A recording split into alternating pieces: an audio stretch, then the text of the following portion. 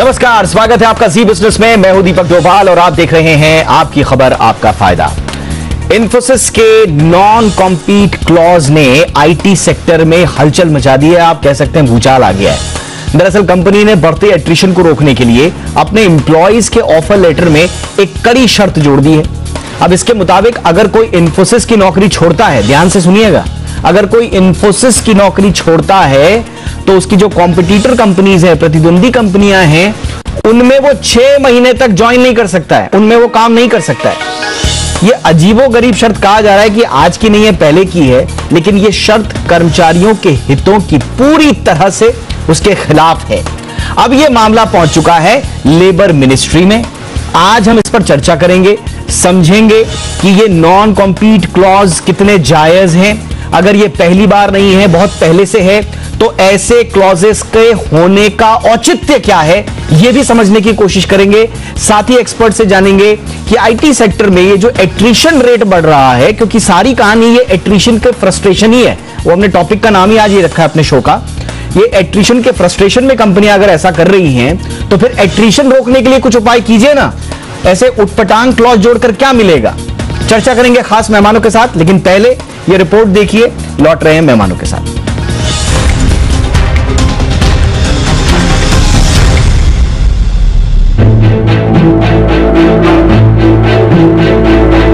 देश की नामचीन आईटी कंपनी इन्फोसिस इन दिनों अपने नॉन कम्पीट क्लॉज को लेकर सुर्खियों में है। कंपनी ने एट्रिशन से परेशान होकर नए कर्मचारियों के ऑफर लेटर में ऐसी शर्त रख दी है जो उसके लिए अब परेशानी का सबब बन सकती है। पहले इन्फोसिस के उस नॉन कम्पीट क्लॉज का जिक्र करते हैं जिसकी शिकायत लेबर मिनिस्ट्री तक पहुंच गई है। कंपनी की शर्त के मुताबिक अगर कोई कर्मचारी कंपनी छोड़ता है तो वो कम से कम 6 महीने तक उसकी कॉम्पिटिटर कंपनी में काम नहीं कर सकता। इन्फोसिस के 2 बिजनेस हैं। Core IT sector non compete clause के तहत नौकरी छोड़ने वाला कोई कर्मचारी 6 महीने तक टीसीएस, एक्सेंचर, कॉग्निजेंट टेक्नोलॉजी और आईबीएम को ज्वाइन नहीं कर सकता। अपने बीपीओ बिजनेस में भी एट्रिशन को रोकने के लिए 9 कंपनियों में अपने कर्मचारियों के जाने पर पाबंदी लगा दी है। हालांकि इन्फोसिस ने साफ किया है कि उसका नॉन कम्पीट क्लॉज किसी कर्मचारी की तरक्की में बाधा नहीं बन सकता। ऐसे में सवाल उठता है कि कंपनी ने ऐसे क्लॉज रखे ही क्यों? क्या इन्फोसिस नए कर्मचारियों की भर्ती में भी इसी पॉलिसी को अमल में लाएगी, यानी अपने यहां किसी कॉम्पिटिटर के यहां से नौकरी छोड़कर आने वाले को नौकरी नहीं देगी? वहीं कोई कर्मचारी बेहतर भविष्य के लिए अगर इन्फोसिस छोड़ता है तो 6 महीने तक सैलरी में होने वाले नुकसान की भरपाई कौन करेगा? ये कुछ ऐसे सवाल हैं जिसका जवाब इन्फोसिस को देना चाहिए। अब सवाल उठता है कि आखिर इन्फोसिस अपने कर्मचारियों को अच्छी सैलरी और अच्छा माहौल क्यों नहीं दे पा रही ताकि उसके कर्मचारी उसके पास टिके रहें। चलिए समझते हैं कि आखिर एट्रिशन रेट क्यों बढ़ रहा है। इन्फोसिस के चौथी तिमाही में एट्रिशन रेट 27.7% पर आ गया था, जबकि टीसीएस में एट्रिशन रेट 17.4% रहा। अक्टूबर दिसंबर तिमाही में इन्फोसिस का यह आंकड़ा 25.5% था, तो टीसीएस में यह दर 15.3%। दरअसल कोरोना काल के बाद आईटी सेक्टर में नौकरियों की बहार आ गई। आईटी कंपनियों ने योग्य कर्मचारियों को मन मुताबिक सैलरी ऑफर की। वहीं भारत से बाहर भी आईटी सेक्टर में नौकरियों की संख्या बढ़ गई। आईटी पेशेवर अब विदेश की ओर रुख कर रहे हैं। वहीं हाइब्रिड मोड में काम करने का बढ़ता चलन भी बढ़ते एट्रिशन के लिए जिम्मेदार है। लोग बंद कर काम नहीं करना चाहते। ऐसे में कंपनियों को चाहिए कि वो किसी नॉन कम्पीट क्लॉज को लागू करने की बजाय एक ऐसा एनवायरनमेंट डेवलप करें जो कर्मचारियों को बांधे रखने में कारगर साबित हो। ब्यूरो रिपोर्ट, जी बिजनेस। और आइए इस पर करते हैं चर्चा खास मेहमानों के साथ। हमारे साथ 3 बेहद खास मेहमान इस वक्त जुड़ चुके हैं। परिचय आपका सबसे पहले करा दें। अशांक देसाई सर हमारे साथ जुड़ चुके हैं, फाउंडर एंड सीईओ हैं मास्टेक के और पूर्व चेयरमैन हैं नैसकॉम के। अशांक सर आईटी सेक्टर के बहुत बड़ी शख्सियत। Thank you so much sir for joining us. Good evening. हमारे साथ हैं शंकर अग्रवाल सर, जो कि पूर्व सेक्रेटरी हैं श्रम मंत्रालय में। शंकर सर आपका भी बहुत बहुत स्वागत है हमारे शो पर। और हमारे साथ हैं इस पूरे मामले में whistle blower Harpreet Singh Saluja, founder president हैं NITES के।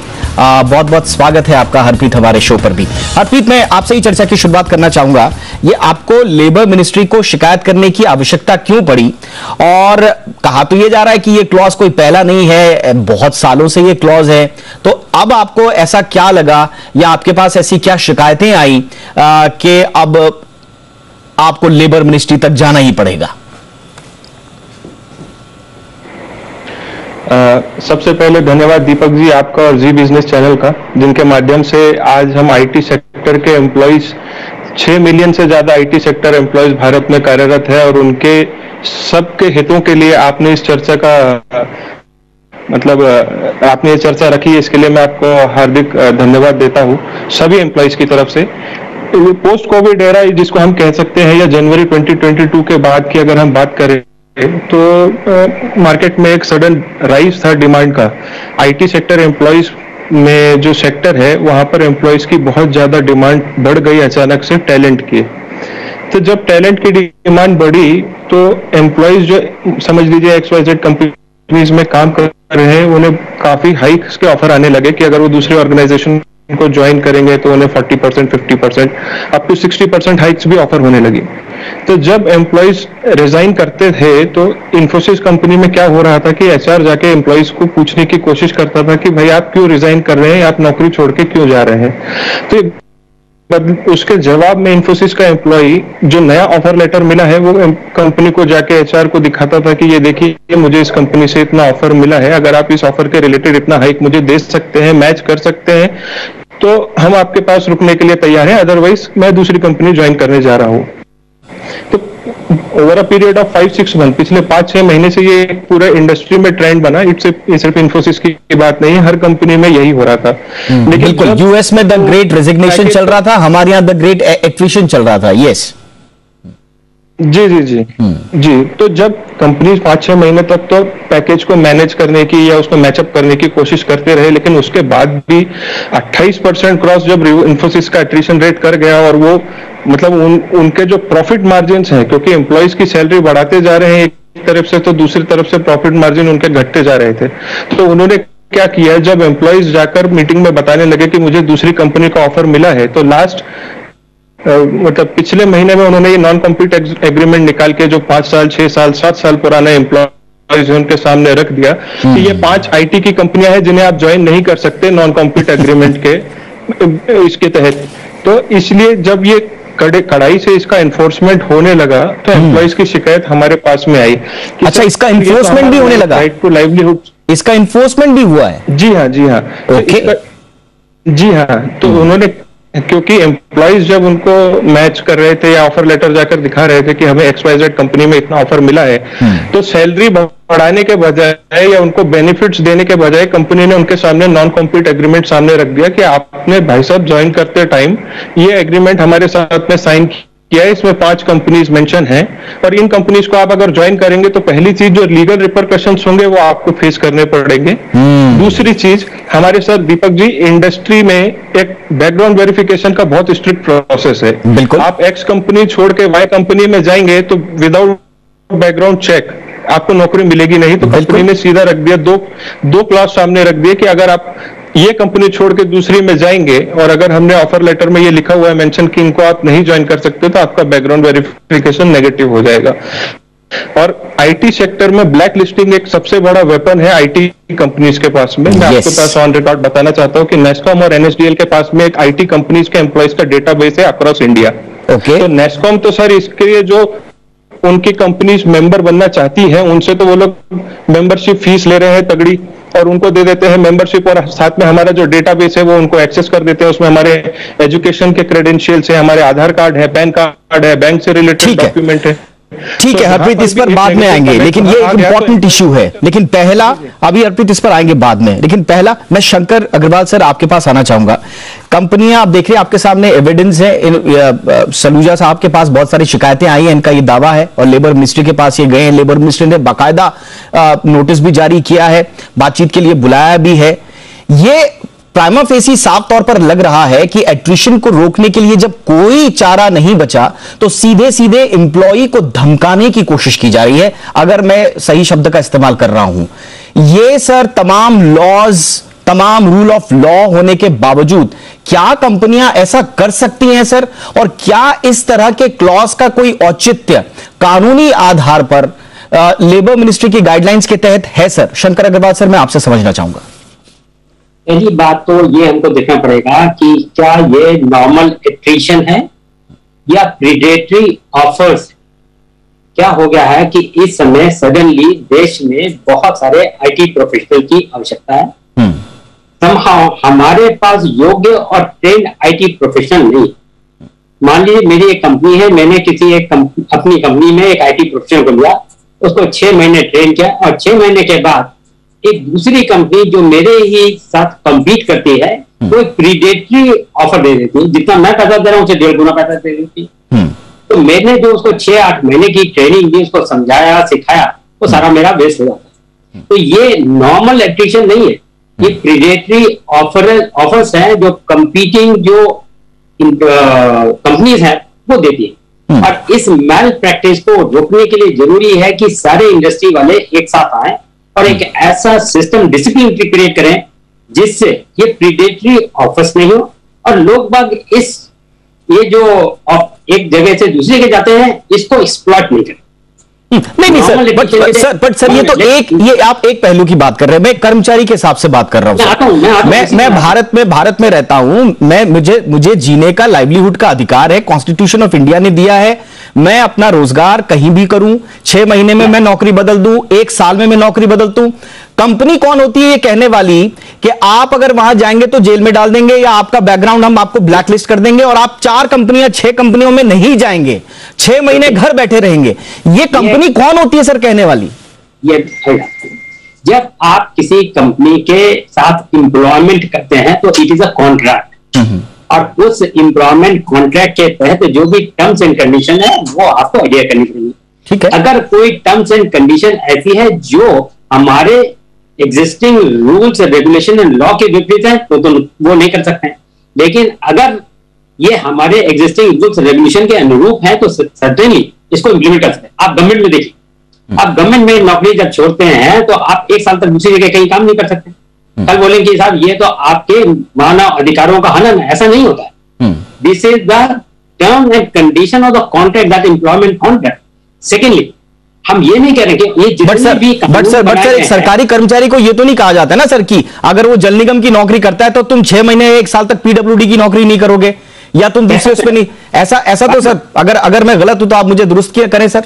नहीं बिल्कुल कह सकते हैं। अगर गवर्नमेंट ये कहे कि आप मेरे यहां से अगर रिजाइन करते हैं तो अगले 1 साल तक आप कोई नौकरी नहीं कर पाएंगे तो नहीं कर पाता। अगर वो ये कहे कि मान लीजिए जल निगम से कंपीटिंग है, मान लीजिए उसने कहा कि आप एग्जैक्टली सर, तो बहस तो इसी बात पे है ना सर, ये तो एक बुनियादी अधिकारों का हनन है। इस तरह के क्लॉजेज चाहे सरकारी में है चाहे प्राइवेट में है, ये एग्जिस्ट क्यों करते हैं? दीपक जी देखिए क्या है, हर जगह मर्यादाएं हैं, लिमिटेशंस। ठीक है सर, हर कानून की लिमिटेशंस हैं। ओके, हम ये नहीं कह रहे हैं कि आप ये एक जरिया हो जाएगा वर्कर्स को एक्सप्लॉयटेशन का। नो, आप वर्कर्स का एक्सप्लॉयटेशन नहीं कर सकते। लेकिन ये भी नहीं है कि जो वर्कर्स जो हैं वो मनमानी तरीके से और इसको इस सिचुएशन को एक्सप्लॉइट करें। नहीं सर, उसमें सर ऑलरेडी क्लॉजेस हैं सर, आईटी कंपनी में ऑलरेडी क्लॉजेस होते हैं कि आप 1 साल तक नहीं जाएंगे, 2 साल तक नहीं जाएंगे। वो मैं मानता हूं, आप कोई इंफॉर्मेशन जो है कोई लीक नहीं करेंगे या कॉन्फिडेंशियल कोई इंफॉर्मेशन नहीं देंगे, वो भी मैं मानता हूं। लेकिन अब आप फलाना कंपनी में, ओके सर मैं आता हूं, मैं अब अशांक सर के पास आना चाहूंगा। ये सर मैं आऊंगा आपके पास।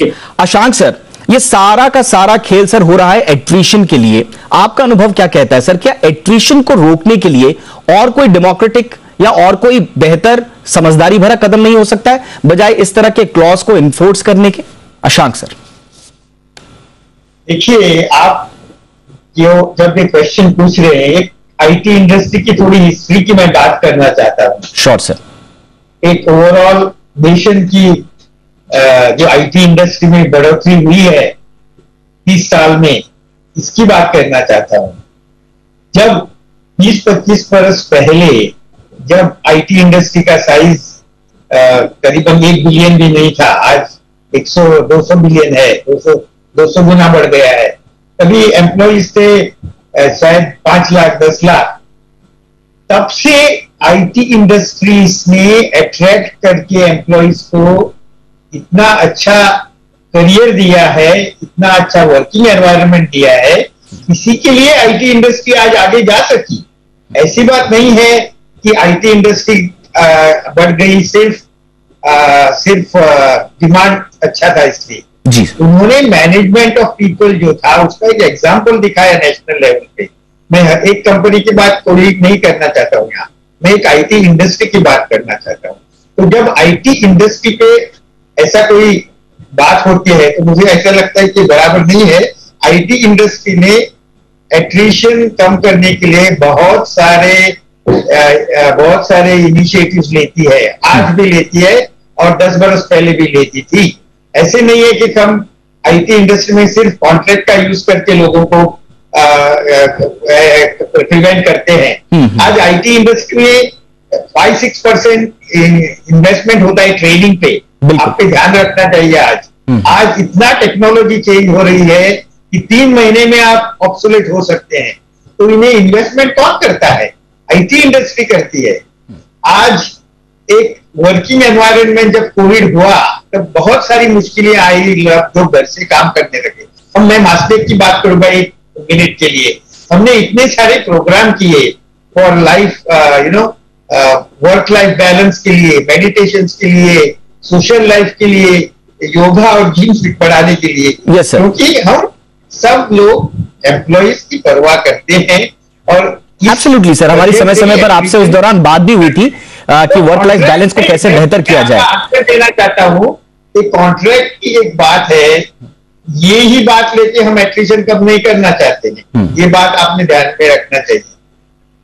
एक इंपॉर्टेंट पार्ट है आईटी इंडस्ट्री का कि उन्होंने IT industries have treated people extremely. मैं आपका इशारा समझ रहा हूं सर, मैं आपका इशारा समझ रहा हूं। आप जो बात कह रहे हैं वो वाकई में तरीका वही होना चाहिए। अगर आप एट्रिशन रोकना चाहते हैं तो जैसा अशांक सर ने कहा है, जो दूसरी कंपनियां भी अपनाती हैं, आई एम श्योर इन्फोसिस भी अपना रही होगी। हम इन्फोसिस को ये नहीं कह रहे हैं कि वहां बिल्कुल ऐसा नहीं हो रहा है, लेकिन जो वहां के एम्प्लॉय जिस क्लॉज को लेकर वो अपने एम्प्लॉय को क्या बेहतर माहौल दे रही है उसमें वो बेस्ट होगी और होगी भी, इसमें कोई शक नहीं है। लेकिन इस क्लॉज को लेकर जो एम्प्लॉयज का दर्द है वो तो कहीं ना कहीं एड्रेस करना पड़ेगा। और उस बहाने पूरी आईटी इंडस्ट्री ही नहीं हम बात कर रहे हैं, पूरे के पूरे वर्कफोर्स एनवायरनमेंट में जो इस तरह के क्लॉजेज हैं उन पर बहस आवश्यकता है कि उन पर बहस हो। एक छोटे से ब्रेक के लिए रुकते हैं, फौरन हाजिर होते हैं, चर्चा को आगे बढ़ाएंगे।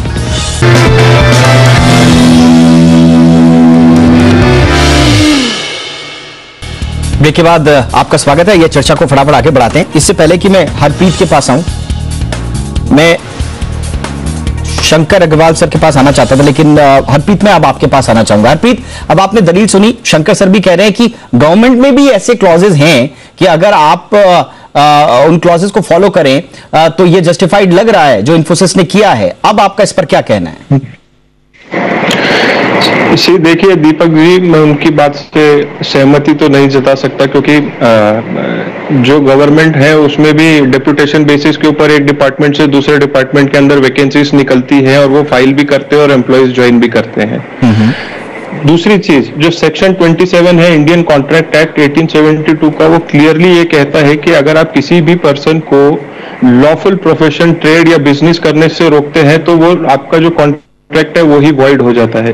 ये बात तो एक हुई लीगली देखने की। इसके अलावा अगर मैं आपको बताऊं तो आर्टिकल 21 जो है वो हमको राइट टू लाइफ और राइट टू लाइवलीहुड दोनों प्रदान करता है। इसके अंदर फिर directive principle of state policy है, जिसमें आर्टिकल 39A है जो कहता है मैन और वुमेन जो भी है, आदमी या औरत, उन दोनों को एडुक्वेट मीन्स ऑफ लाइवलीहुड प्रदान होना चाहिए। तो अगर हम संवैधानिक रूप से देखें तो ये तो हमारे मौलिक अधिकारों का हनन है। बिल्कुल नहीं। ये आपने लेबर मिनिस्ट्री के सामने जब ये बात रखी तो उनका रिएक्शन क्या था? जी वो इस बात से अग्री कर रहे हैं, अग्री कर रहे हैं। ठीक है, अब शंकर हमारे साथ, शंकर सर हमारे साथ जुड़ चुके हैं। ठीक है शंकर सर, एक बहुत इंपॉर्टेंट, हाँ बोलिए हरप्रीत सर। एक बहुत इंपॉर्टेंट पॉइंट इसमें यह है कि गवर्नमेंट का कुछ तो कंट्रोल या चेक पॉइंट होना चाहिए आईटी कंपनीज के ऑफर लेटर्स पर। आज अगर उस ऑफर लेटर में, इन्फोसिस के 2 ऑफर लेटर हैं, एक आईटी इंडस्ट्री से रिलेटेड है, एक बीपीओ से रिलेटेड है। दोनों ऑफर लेटर में एक में 5 कंपनियां मेंशन है, एक में 9 कंपनियां मेंशन है, जिसके बारे में गवर्नमेंट को कोई इत्तला नहीं है, कोई जानकारी नहीं है। ठीक है, ये आपने इंपॉर्टेंट पॉइंट रखा शंकर सर। अब इनकी जो अपील है सर लेबर मिनिस्ट्री में, उसका आपके अनुभव से क्या अंजाम हो सकता है? देखिए, जहां तक मेरी समझ है लॉ की और जहां तक मेरी समझ है इंडस्ट्री की, मैंने आईटी में भी काम किया। I was job secretary IT, additional secretary IT government of India, and I was secretary labour also, so I understand. मेरी प्रारंभिक शिक्षा जो है मेरा एमटेक कंप्यूटर साइंसेज में। जी, मैं आपको अनुभव से बता सकता हूं कि कोई भी एम्प्लॉय एक रीजनेबल रेस्ट्रिक्शन से लगा सकता हूं। वो क्या कह रहा है कि आप मेरे साथ जो कंपीट कर रही है कंपनियां, उनके यहाँ पे आप इतने इतने दिनों तक नहीं काम कर सकते। इसे रीजनेबल रेस्ट्रिक्शन। अगर हम इसकी स्वतंत्रता दे देंगे तो लोग बाग मेरी नौकरी छोड़ के मेरा जो कंपटीटर है उसका चले जाएंगे, और जो मैंने लिखाया पढ़ाया है और जो मेरे भी बहुत सारे इसके अंदर सिस्टम्स होंगे, बहुत सारे एल्गोरिदम्स होंगे और बहुत सारे प्रोग्राम्स होंगे जिसके बारे में वो सूचना वो दूसरे को दे सकता है। इससे काउंटर प्रोडक्टिव। अल्टीमेटली हमको क्या देखना है, गवर्नमेंट कभी साइलोज में काम नहीं करती, गवर्नमेंट ओवरऑल काम करती है। अगर ओवरऑल इंडस्ट्री के तरफ देखा जाए या ओवरऑल एम्प्लॉयमेंट अपॉर्चुनिटीज को देखा जाए हिंदुस्तान में, जैसे कि अभी नास्कॉम के रिप्रेजेंटेटिव कह रहे थे, इस इंडस्ट्री ने भारत को गर्व दिलाया, भारत के नौजवानों को, वुमेन एंड मेन को बहुत सारी अच्छी अच्छी क्वालिटी की नौकरियां दिलाई। बिल्कुल सर। हम इस लेकिन वो सहूलियत और म्यूचुअल अंडरस्टैंडिंग के बेसिस पे है सर। बिल्कुल वो डेटरेंस, वो भयादोहन के सिद्धांत पर आधारित नहीं होनी चाहिए तरक्की, कि आप किसी इंप्लॉय को सिर्फ भय दिखाकर रोक रहे हैं। बहरहाल जो कंपनियों का जो एंगल है उसको आपने बेहतर तरीके से समझाया सर। लेकिन मैं अब अशांक सर आपके पास आना चाहूंगा। अब सर एक तरफ लॉ है, दूसरी तरफ सर लाइवलीहुड है, और जो कैंडिडेट्स हैं उनके राइट्स हैं सर। अब इसमें एक बेहतर समन्वय किस तरह से बने, देसाई सर? देखिए, अभी मैं तो लॉ एक्सपर्ट नहीं हूं, और मुझे इतना तो मालूम है कि एंटी कॉम्पिटिटिव क्लॉजेस एम्प्लॉयमेंट में ऑर्गेनाइजेशन सब डालते हैं। जैसे अग्रवाल जी ने भी बात की कि ये कॉमन फीचर है ऑर्गेनाइजेशन का, गवर्नमेंट हो या नॉन गवर्नमेंट हो, इसमें कोई नई बात नहीं है। तो whether it is illegal or legal मैं कहना नहीं चाहता, I am not an expert, this is not new। ये एक बात होगी। दूसरी बात ऐसी है कि you cannot reduce attrition only through contract, ये बात तो सच ही है। और इसलिए आईटी इंडस्ट्री में जैसे मैंने बताया, ऐसी बहुत सारी प्रैक्टिस रहती है जिससे एट्रिशन कम रहता है और कम रहा है। आज लास्ट 1 ईयर में ऐसा डिमांड एक्सप्लोजन हुआ है जिसके लिए ये सब हो रहा है। एक बात आपको ध्यान में रखना चाहिए, ऐसे कॉन्ट्रैक्ट का सहारा लेके आईटी इंडस्ट्री ने कभी भी एट्रिशन कम नहीं किया है या किसी को प्रिवेंट किया है, ऐसा हुआ नहीं है। तो आपको एक कॉन्टेक्स्ट और सिचुएशन की भी जानकारी होना जरूरी है। ठीक है, आज हिस्ट्री देखना जरूरी है कि आईटी इंडस्ट्रीज का बिहेवियर कैसा रहा है। बिल्कुल, वो इतना एम्प्लॉय फ्रेंडली रहा है बिल्कुल सर, ओवरऑल में। बिल्कुल सर, और आपने भी इसका जिक्र किया, शंकर सर ने भी इसका जिक्र किया कि आईटी इंडस्ट्री का हमारे देश की ग्रोथ में कितना योगदान है, उस पर हम सबको गर्व है। लेकिन जैसा मैंने कहा कि ये जो जर्नी रही है ग्रोथ की, ये म्यूचुअल रिस्पेक्ट और ग्रोथ के बेसिस पे हो, अंडरस्टैंडिंग के बेसिस पे हो, भयादोहन और डिटरेंस के सिद्धांत पर आधारित ना हो तो ही बेहतर होगा। बहरहाल एट्रिशन रोकने के दूसरे भी तरीके हैं, आई एम श्योर सारी कंपनियां इस बात को समझती भी हैं, लेकिन अंत तो गत्वा एक एम्प्लॉय का हित सुरक्षित रहे, यही उम्मीद हम करते हैं। बहुत बहुत शुक्रिया, आप तीनों ने हमारे लिए वक्त निकाला। Ashank sir thank you so much, Shankar sir thank you so much, Harpreet आपका भी बहुत बहुत शुक्रिया। आपकी खबर आपका फायदा में इतना ही, इजाजत दे, नमस्कार।